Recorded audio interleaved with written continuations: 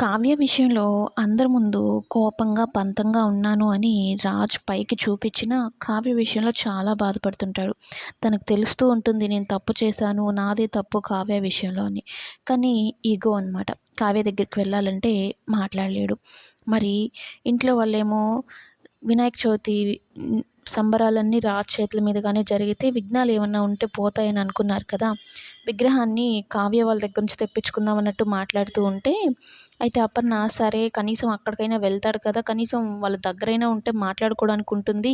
కోపాలేమన్నా పోతాయేమో అని వీళ్ళు అనుకుంటుంటే, రుద్రాని ఆ విషయాన్ని కూడా చెడగొట్టాలని చూస్తూ ఉంది. అంటే కంప్లీట్‌గా కావ్య కానీ, రాజ్ కానీ అసలు కలవకూడదు అన్నట్టు ప్లాన్ చేసి, ఎందుకు వదిన ఇంకెక్కడైనా ఇచ్చుకోవచ్చు కదా! వాడికసలు ఇష్టం లేదంటున్నాడు కదా కావ్య అక్కడి నుంచి తెస్తేనే దేవుడు పూజ చేయించుకుంటా అన్నాడా అన్నట్టు రుద్రాని మాట్లాడితే, ఇక అపర్ణ, ఇంద్రాదేవి గారు కలిసి బాగా బుద్ధి చెప్తారు.